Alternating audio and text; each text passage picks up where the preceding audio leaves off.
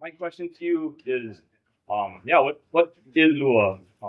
What do you know about Lua, and even what are some mo'olelo you guys have heard about Lua? Anybody? Yeah, bone breaking and joint dislocation. Oh, okay. All right. Bone breaking, joint dislocation, very brutal stuff. What other things? Even some stories. If you heard some stories of things. Other than Molokai for going to the store, there's a lot of respect for US tradition.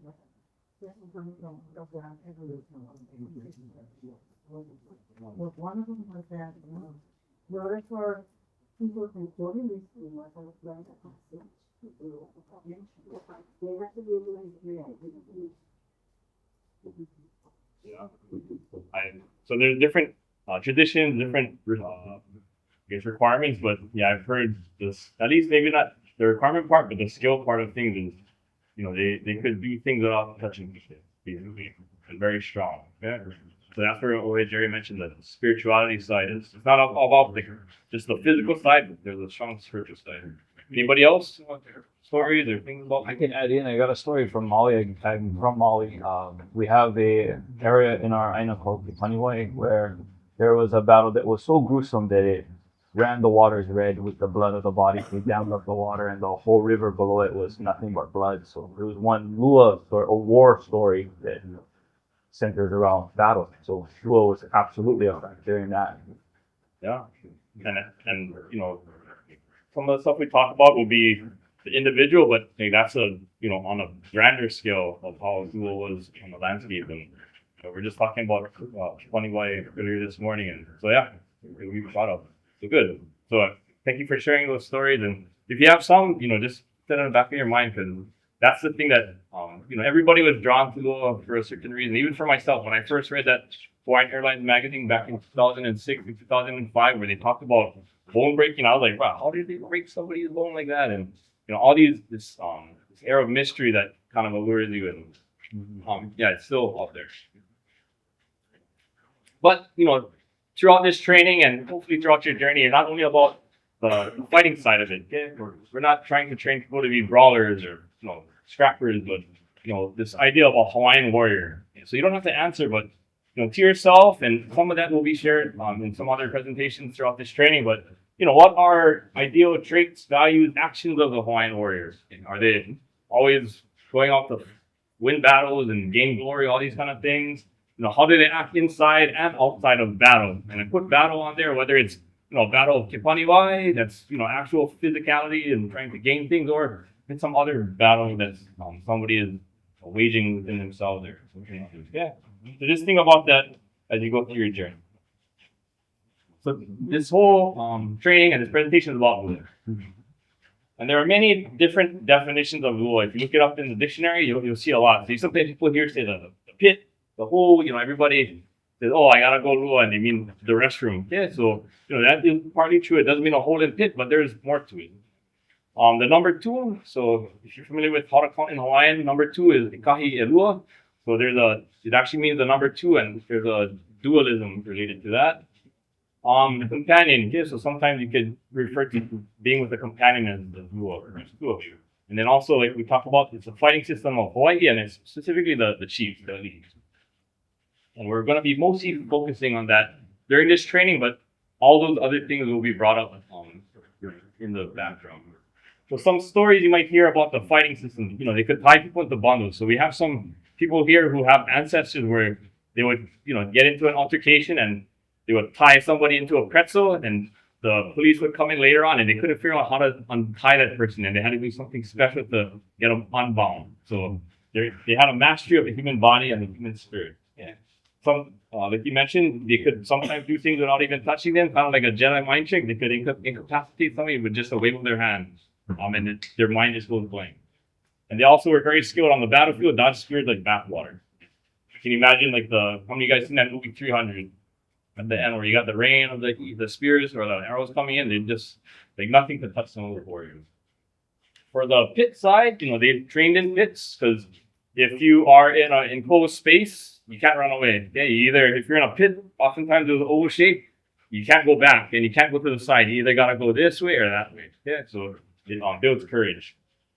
And also in some of the oli that we have in the chants, they talk about opponents leaping into a pit. They call one opponent two opponent, but it's not just any old pit. It's basically like how we have stories of Kipaniwai, of Kipapa, where it's a pit of death. Okay, you're just piling up the bodies one after the other. So it's kind of a poetic term.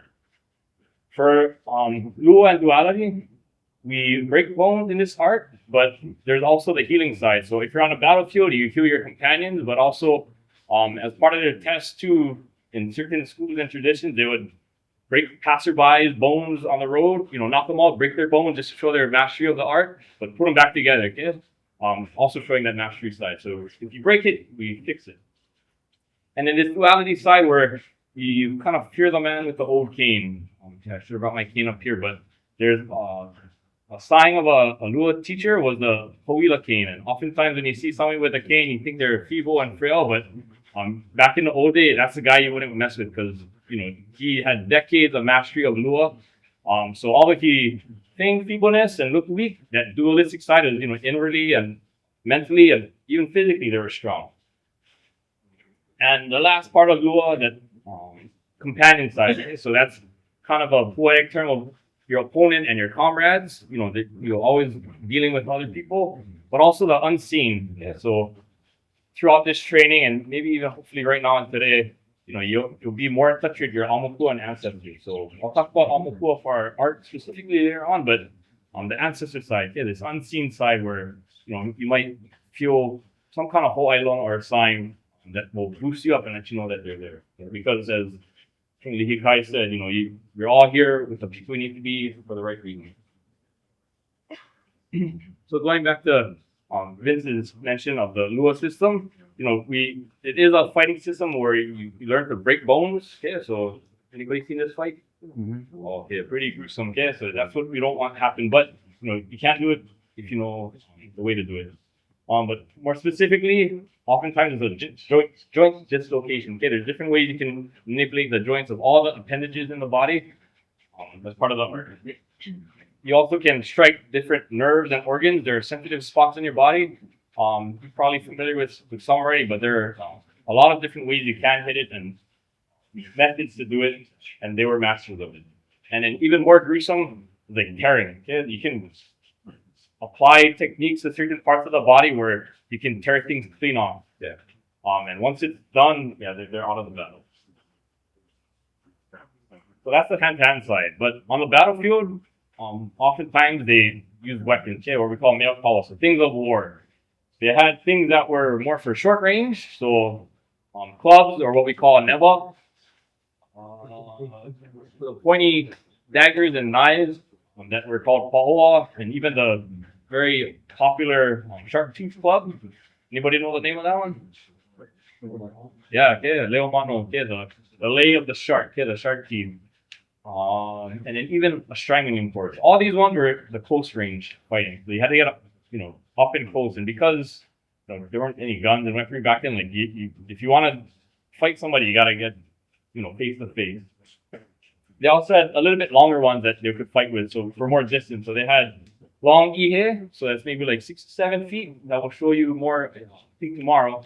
And then also longer ones, polo. So those are more for keeping people at a distance and stabbing far. Even some of those, you can maybe notice like different shapes. How the bottom is more uniform diameter while one is tapered. So the tapered one is more for throwing distance. It flies like a football. So if you got a football that's shaped like a square rectangle versus one that's that teardrop shape, the teardrop one's gonna fly further. So you had some for stationary fighting, but you had distance ones. So the ihe, and on the far side you had a tripping or a cord called a pikoi that would have a weight on it, as well as we had our sling, the ma'a. Yeah, so that one was used with these teardrop slings also.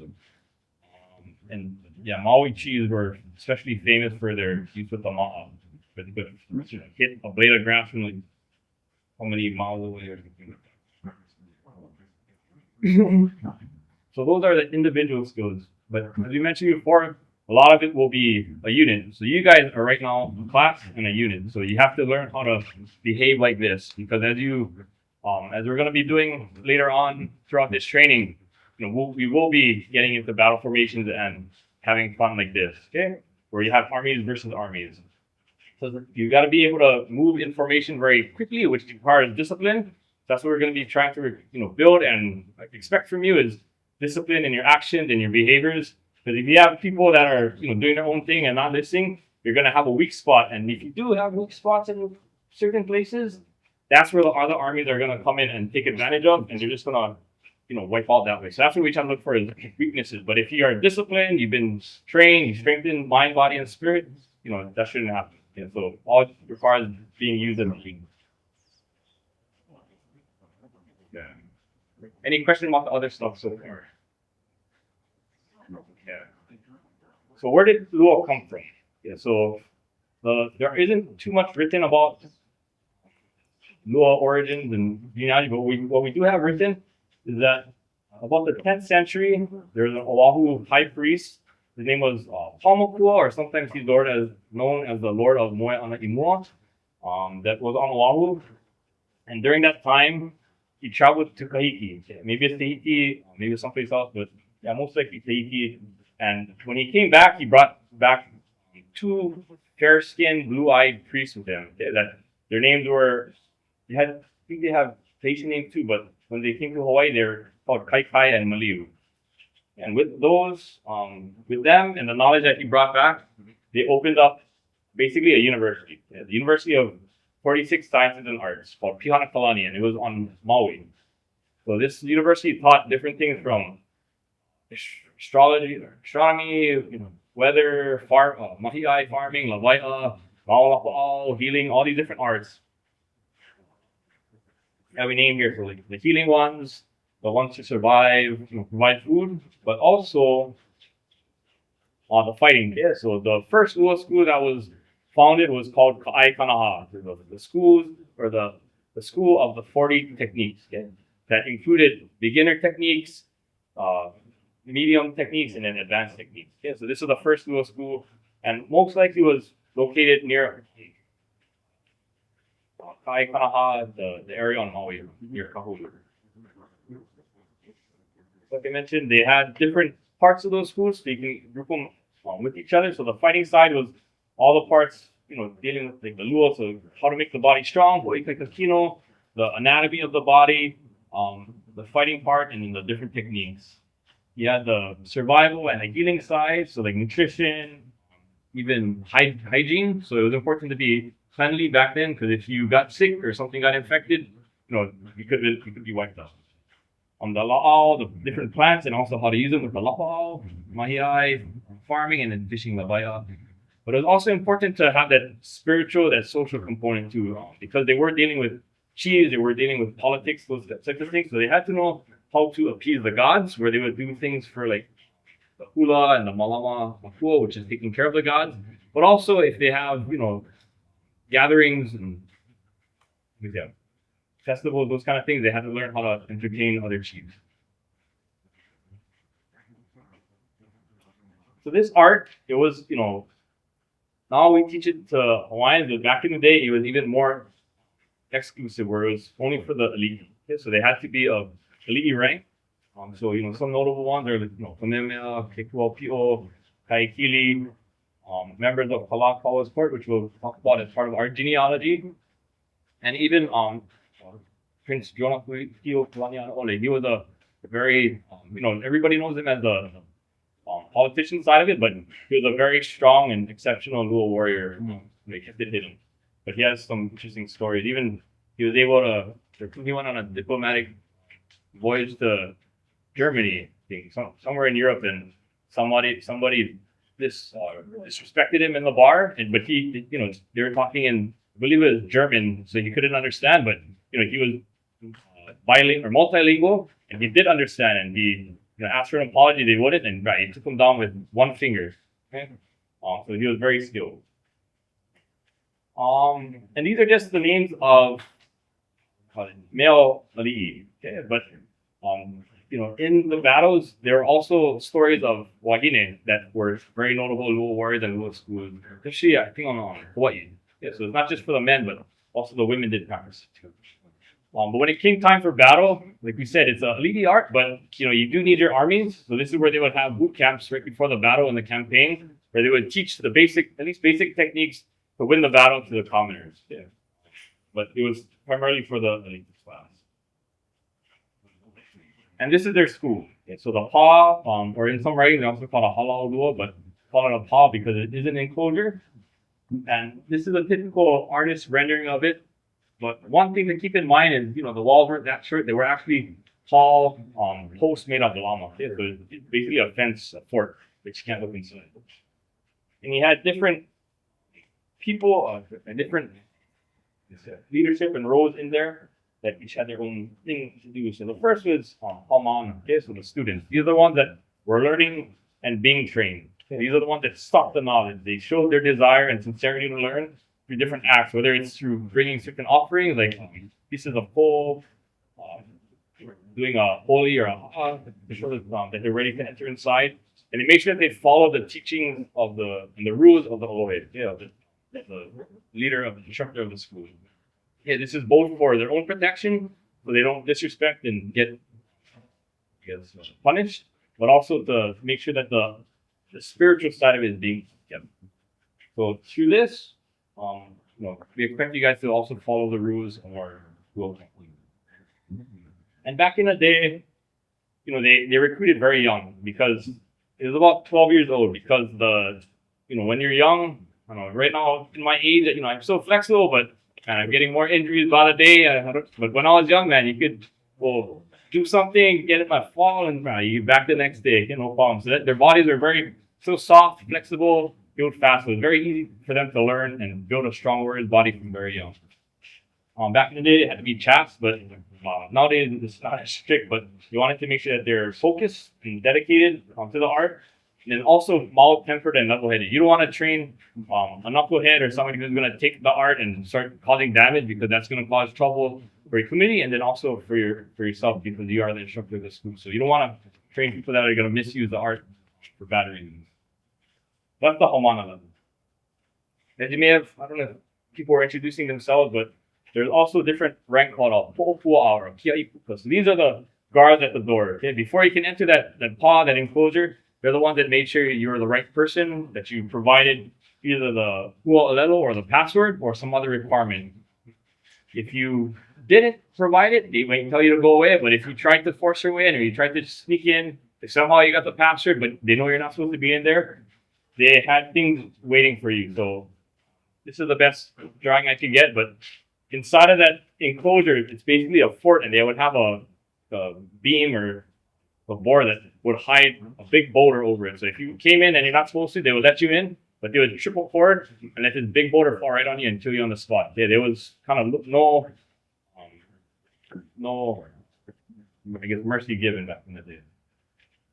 And they also challenged the Hamana. Yeah, so your instructors and demonstrators throughout these trainings, they're gonna push you. Okay, they want to see you grow, and the only way you can grow is under stress and under duress. So they're the ones that help the Hamana to grow during these trainings.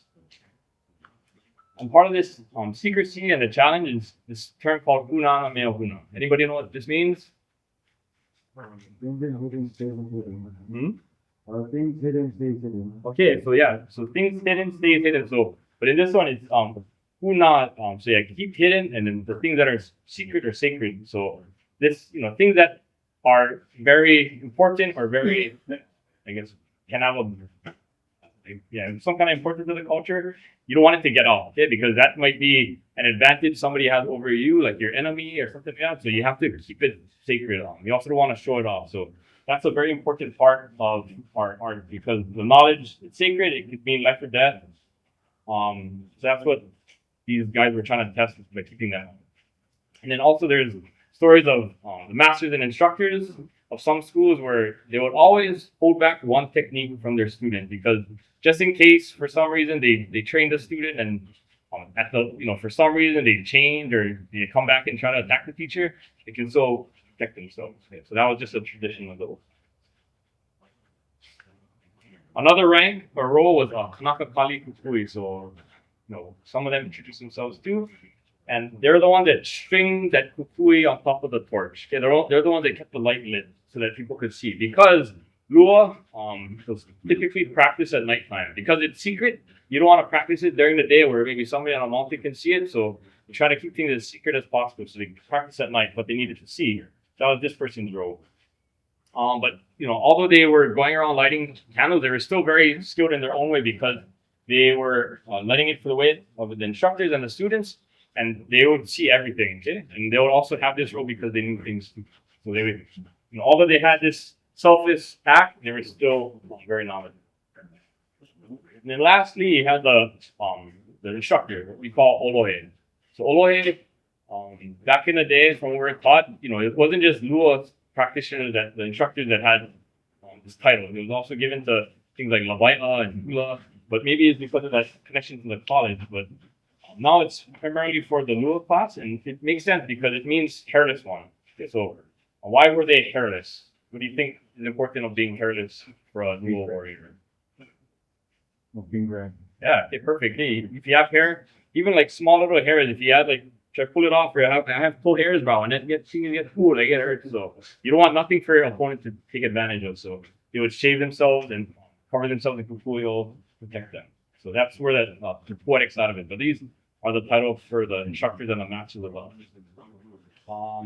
They're the ones that kept the kapu'ihi, so there's certain restrictions and protocols that they set for their schools, but also that were set for their amakua, because if they did something that displeased the amakua, they would lose that spiritual protection and that spiritual connection, okay? Which is just as important. Because they were bound to it. So during a certain ceremony of graduation, they're actually bound spiritually to the amakua. So they, through that connection, they need to keep care of it. So also in that Lua paw drawing, there's a picture of a kuahu or an altar. So this is where that Lua amakua was housed, okay, during the training, during the practice in the Lua paw. And you adorned it with different kind of plants. Some schools might have others, but this is just the one that came through our lineage, where they would have about 7. There's also some mention of the 8th plant, but these were the main ones. So one was Maile Lauli. So everybody familiar with Maile? Smells good, right? Yeah. So that smell, it represented the scent and the essence of life, because it smells good, but also death. Yeah. Because during funerals and those kind of things, you would also adorn the bodies with the scent to make it smell nice. It would have that connotation of life and death. Everybody know what that is? Down the tall one. Yeah, no. So this one is small. So you see big ohia trees, but this nene is the one that is very small and short, and it's the first one that sprouts when a lava flow comes over, and it's the first plant that erupts. So or comes about. And that shows that it's a foundational plant. Okay, it has a strong, tenacious ability to grow in harsh conditions, but it's the first one. Another plant is holapa. So anybody go hiking in the mountains and seen holapa before? Okay, yeah. What does it do? Yeah. The holapa, it quivers and it waves in the wind. It goes like this, and that's exactly how you want to be as a warrior, physically and spiritually. You want to be able to ward things off, dodge them, evade them. And what are you dodging and evading? So pala'a and palapalai are the is like the fiery, hot-tempered kind of things. Any kind of fiery, nasty things people say to you, but also the kind of two-faced things people might do to you. Things you might not be able to see. You want this plant to ward it off. You want that spiritual protector behind your back. Hala. So hala, you can see from that picture, we all know like the hala mat, but they like that plant because of the buttress roots. It's above ground. It's giving more stability, so you have strong stances. You're not going to be easily toppled over because you're stable. Then lastly, iwa. So this is a fern that grows. Anybody seen this out and about? Where have you seen this fern? When you're lo'i? Okay. Anybody else seen it? Okay, so where in your lo'i does it grow? Right into the spring. Okay. So it's ferns, it can grow everywhere, but a lot of times you'll see this on walls, okay, on cliff faces, on hard places. It's not a flat ground, it's kind of a hard spot. So it's showing the tenacious ability of a warrior to, even if it's rough terrain or hard conditions, they can grow anywhere. So that's what that plant is. So these are the main 7 plants that they adorn with the altar to appease the Lua god, but also try to impart some of those qualities of these plants onto them as Lua warriors.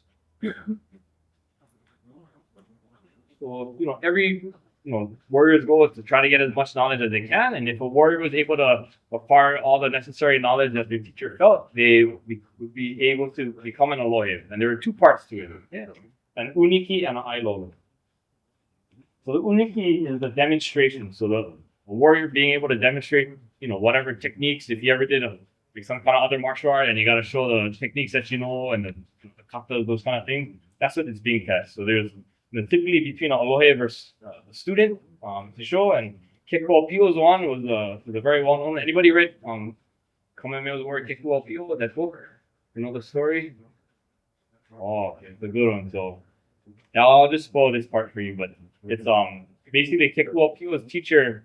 As I mentioned before, teachers, in some traditions they would hold back one move. So this teacher is testing Kekuo Pio all the way. Oh, good, you know this, you know that. And he decided, without telling him, he was going to do that one move he didn't show him and see if he could respond. And yeah, Kekuo Pio, he was such a skilled warrior that the teacher did this tricky move that he kept secret, but Kekuo Pio saw it and countered it. And the teacher knew that, I raised a good warrior and a good student. So that's how he was ready to demonstrate it. In other schools, specifically our genealogy, there are other things in that school that would test your skill and your abilities. So anybody ever seen that Black Rule book or read it yet? Okay, some of you. So if you didn't, it's a good book to read. But in that drawing, there's a structure right here. It looks kind of unusual, like a ladder. And that was actually used for a test. It's called Kialapi'aku Opai, so the stairway or the ladder of the shrimp. So what the Luo warrior would have to do is to show control and strength of their body. Is they would have to, without using their arms or even their feet, they would just have to use their body like a shrimp or like a kind of worm motion. They would have to weave in and out from the bottom, going up, and then come all the way down, okay, without falling, without using their hands or anything. And if they did that, that was the first test.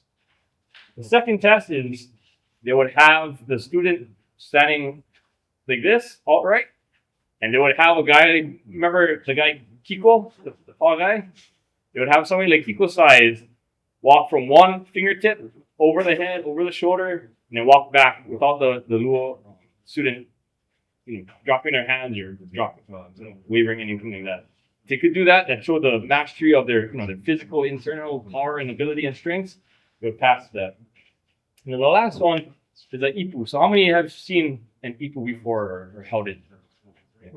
It's kind of not the biggest kind. It's not a chair or anything, but they would have a specific ipu where it was so thin you could hold it up to the light in the sky and you could see through it. So it's not just any typical ipu like an ipu heki you see nowadays. It was much thinner, and they would get that thin ipu and they would have the little students sit on it, put it on the ground. They would stand on top of it, and then they would sit cross-legged and then stand back up without breaking it. And that would show control of of the universe, of the world around them, where they could control their body to make it lighter or heavier if they need without breaking it. So if they could do that too, that was some other test that could allow them to become an warrior.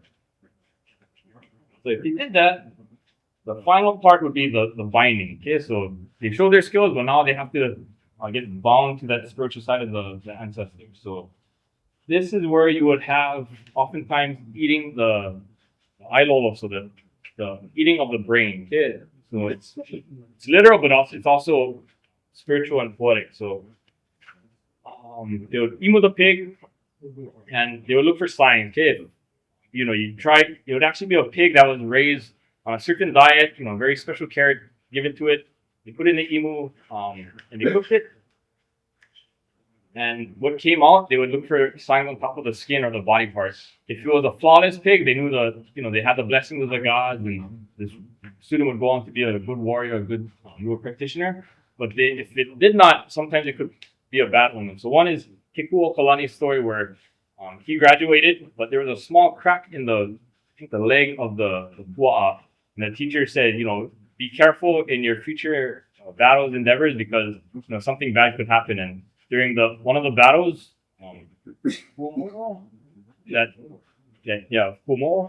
that he got shot right in that same spot that the pig showed inside of his ailolo. So it did have some weight to it.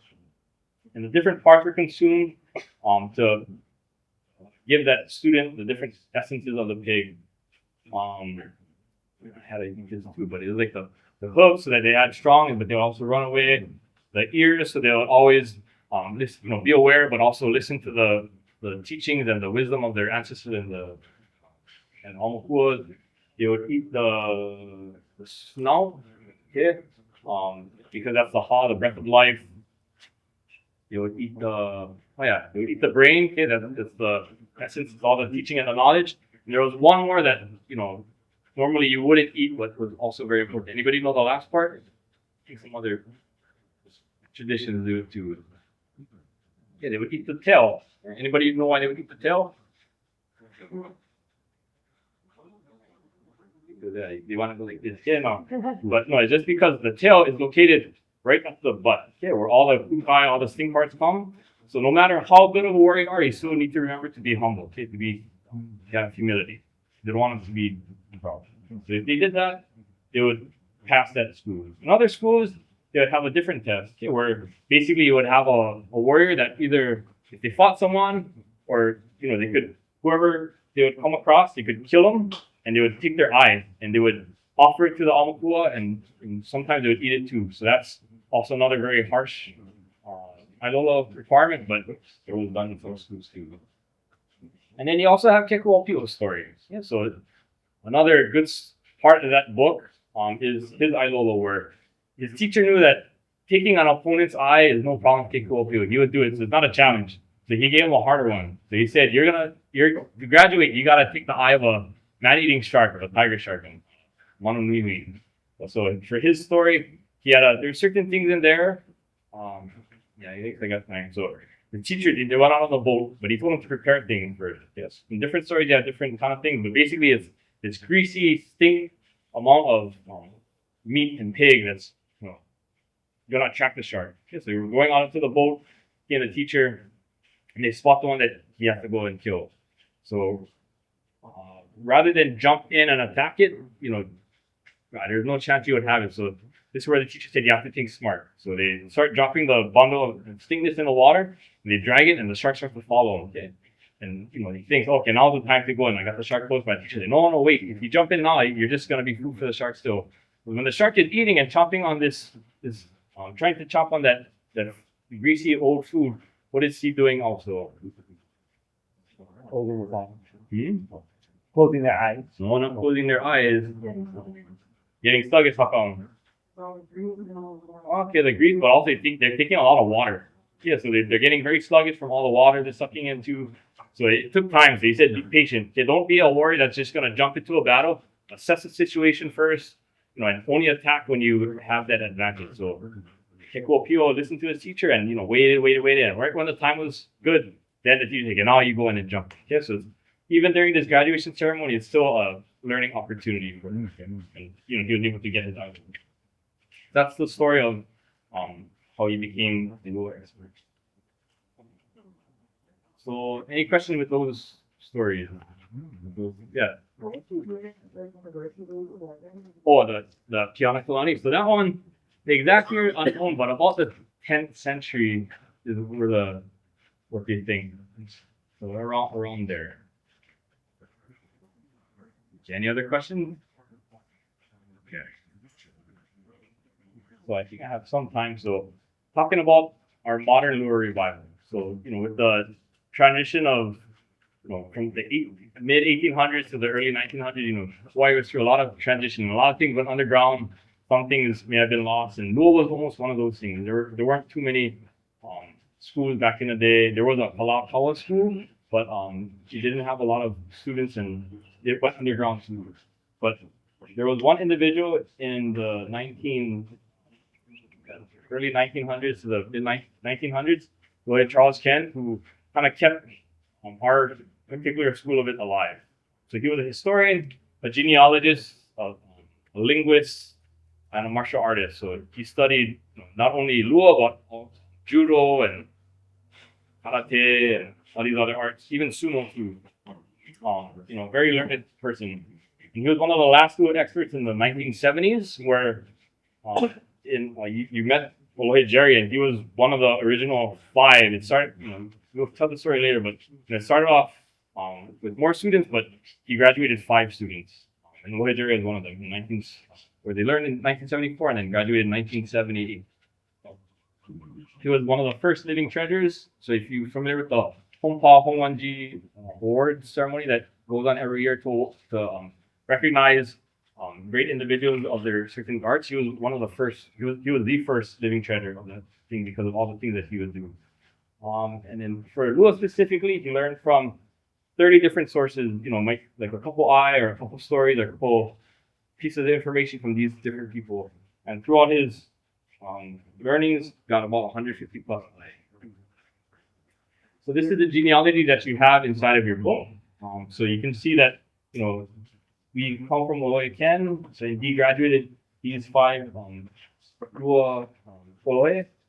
He learned from a bunch of different individuals, but some of the main ones were from the Kalakaua school. Also Henry Okazaki, he's a Japanese man that founded Danzan Ryu Jiu-Jitsu, but a lot of that Jiu-Jitsu foundation came from a Lua individual from Hilo or Puna, and that he incorporated into the Japanese art. So that actually has a tie, and he was one of Charles Ken's teachers too. And a very notable person that was another teacher of his was Nalua Hine Kaupua, whose descendant is actually coming to speak to you later today too. So he was a very knowledgeable and skilled individual from Hawaii Island. In Kona side. Where do we go? Yeah, Kahalu and Keoho. And there's a lot of things to say about him, but he, in this picture, he was in his 80s when he taught Oloye Ken, but he could still apply the move very effectively.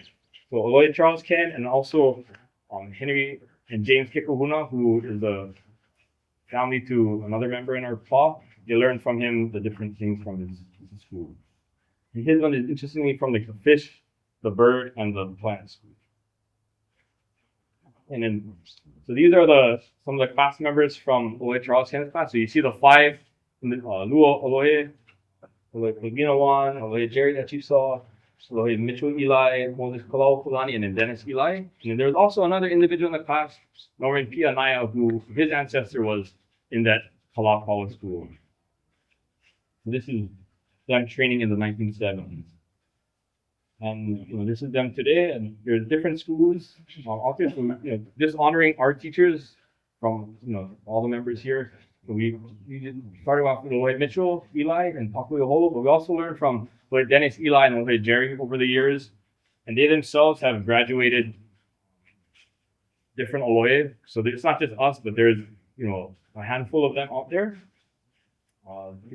Actually, I'll introduce one pretty soon, but you'll see some like Oloye Kapio later throughout this training. There's Oloye Kai, who graduated Oloye Henry, and also Henry Henry Delacruz, Henry Waikiki.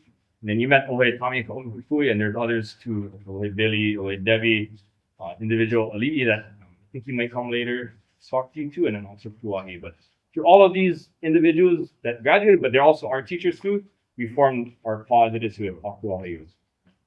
And we're happy to have you. So the modern Lua as it is today, there's about 30 plus Oloye or so on different islands. But there are also some other individuals that are skilled in Lua too that might come from different schools and lineages. And some maybe that are still unknown out there. But whether you stay here or you learn from other individuals in the future, it's always just good to try to inquire about that Mo'ua, because you want to keep the tradition as much as possible. But one thing, that we stress that our teachers got from Oloye Charles Ken is, that thing about Hunana Mea Huna. You got to keep secret what is sacred, okay? Because, it is a sacred art or achieve life or death, those kind of things. But you don't want to keep it too secret where, you're the only guy left in the world that has it. And if you go, it goes with you. Okay, so that's why you stress the importance of teaching it so that it's not lost. And that's what we're trying to do with you. This training is, open that door and introduce these things to you. And if you're interested to keep learning, that door can go wide open and you can walk right through if you want. Yeah. So these are just some references. The black book that I mentioned, it's a good read if you haven't read it before, but there's other ones up there that are good reads too. Does anybody have any questions about the thing that I mentioned? A lot. And, maybe you'll have other questions later on which you can answer, but if there's no questions, I'd like to introduce one more Luo too, before we go to the next thing, but this is Kai.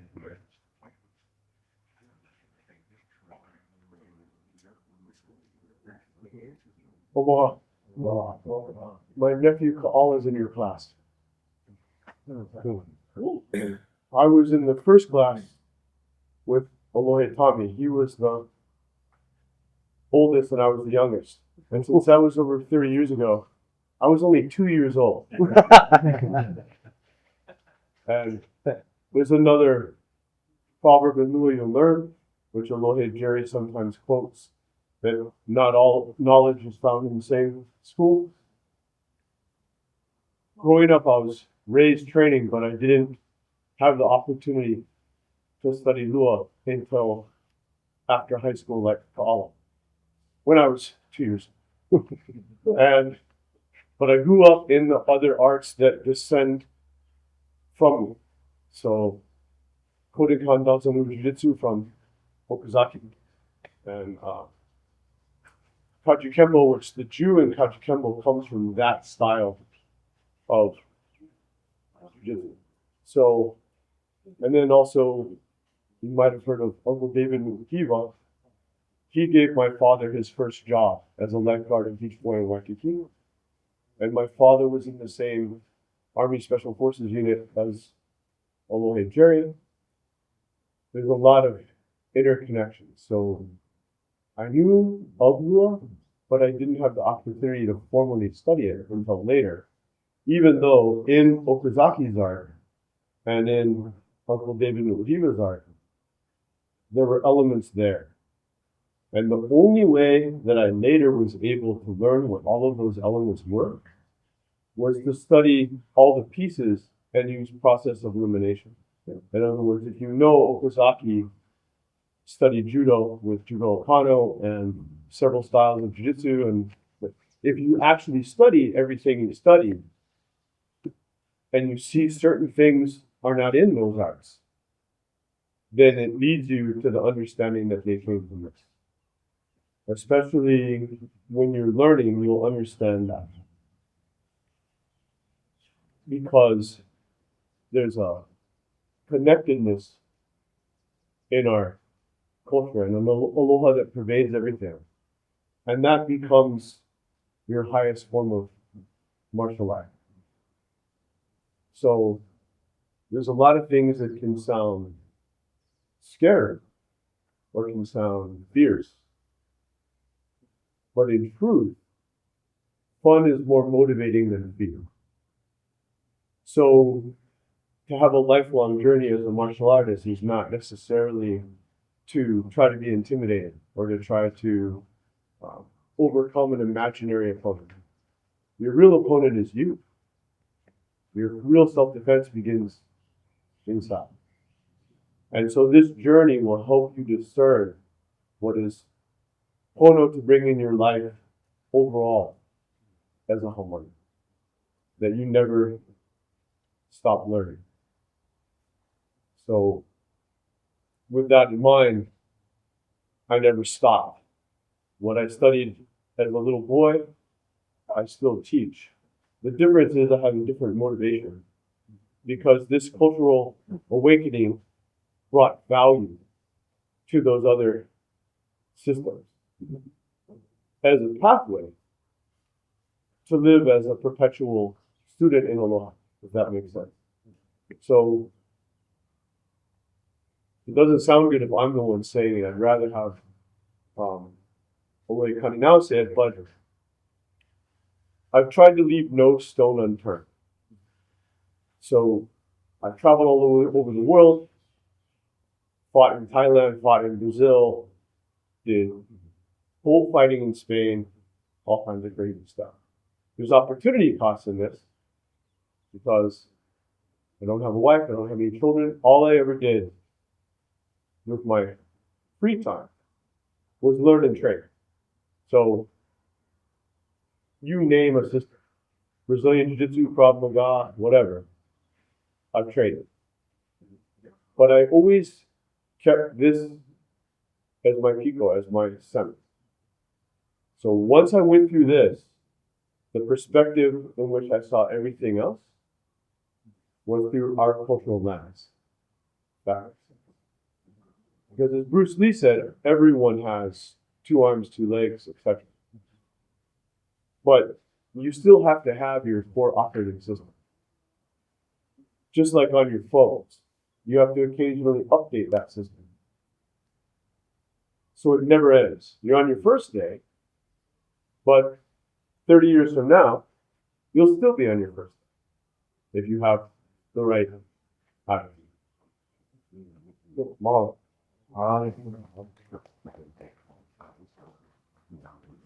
Oh, we can transition to it. Oh, yeah. Yeah. Oh, yeah. How do you become an aloha today? Wow. So different now, yeah? Yeah, a little different test, but I mean, keep it secret for now. But yeah, there still are certain requirements you do, and we still keep some of the traditions alive. But yeah, you go through years of learning the skills, spiritual, mental character, those kind of things. And then if the teacher feels you're right and ready, then they'll test you. And if you pass those tests, then you move on to that Ailolo, another ceremony, and then that's it.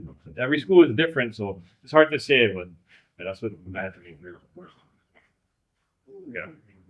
So moving on kind of quickly to the next thing is you're gonna be learning ha'a.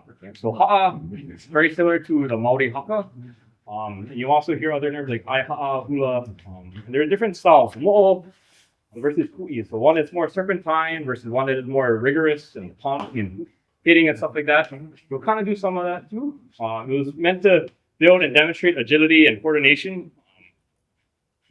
in one way because it was practiced during the day. Okay, so this is a time to show to others, how skilled you are without actually having to fight them. But you also had ha'a that was for victory and taunting. So if you want something and you want to rub it in their face, right, you do this ha'a and you say, "Bro, we own you, bro." Basically. And in the ha'a, when you do these, think of the word ha'a. Does anybody know what ha'a means? Right. Yeah, that's part of it. What's the ha'a part? Okay. Or anybody know ha'a? Hot breath. Fire breath. Yeah, okay, fire event. Yeah, so the spark, the ignition. That's what you want is when you do these ha'a, you want your breath, your the one that comes out of you, but also the one that people can't see. You want that to be fiery for yourself, but also you want to put a feeling. So if you do it right, you should feel like chicken skin on top of yourself and then the people that are watching you too. So that's what you want to make sure you do. So ha'a, this is a reminder, was done during the daytime because lua was practiced at night, and you don't want to show your moves during the day. So these things to practice some of those movements, kind of like a kata, but also to you have those other uses for dancing, for victory, taunting, those kind of stuff.